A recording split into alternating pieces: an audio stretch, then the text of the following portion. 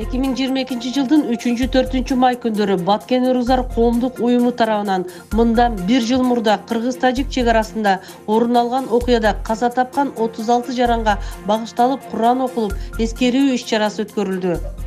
Иш-чара Россия Федерациясынын Москва шаарында өтүп, ага Кыргыз Республикасынын президентинин Баткен областындагы ыйгарым укуктуу өкүлү Абдикарим Алимбаев, Баткен шаарынын мэри Имамназар Бурканов, дин алымы Абдышүкүр Нарматов, Баткен районунун Аксай, Лейлек районунун Кулунду айыл өкмөт башчылары жана Кыргыз Республикасынын Россия Федерациясындагы элчилигинин өкүлдөрү, Орусияда эмгектенип жүргөн Баткен областынын тургундары, активисттери катышты.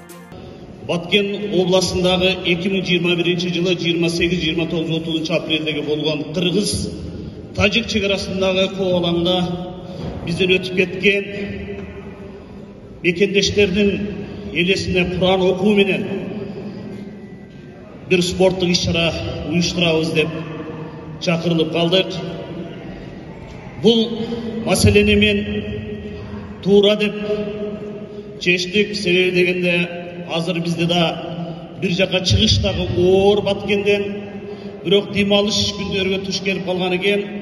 Атайын муну биз өлкө башчынын өзүнөн уруксат сурап ушул жерге келип отурабыз. Ошондуктан урматтуу биздин өрүкзарлуу Баткен мекендештер, сиздер менен биз көрүшкөнгө чоң кубанычтуубыз. Ошондой эле иш-чаранын алкагында 36 баатырдын урматына арналган волейбол, футбол боюнча да мелдештер өткөрүлүп, жеңүүчү командалар губернатордун кубогу менен сыйланды.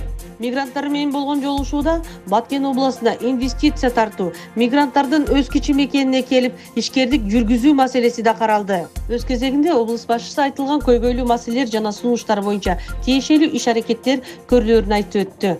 Аны менен бирге чет өлкөдө өзгөчө Орусияда эмгектенип жүргөн мекендештердин облустун ар тараптуу өнүгүшүнө кошкон салымы чоң экенин баса белгилеп, Кыргыз Республикасынын президенти Садыр Жапаровдун жана Баткен областынын элинин атынан ыраазычылык билдирди. Жолугушуунун алкагында Кыргыз-Тажик чек ара чыр-чатагында жардам колун сунган Орусиядагы мигранттарга Баткен Өрүзар коому уюму тарабынан сый көрсөтүлүп, бир катар активисттерге, коомдук уюмдарга жана иш-чаранын уюштуруучуларына облустук жана шаардык жетекчилик тарабынан арда грамоталар, ыраазычылык баракчалары тапшырылды. Нуржамал Табалдиева, Салам Медиа, Москва. Erşeği gençliğinde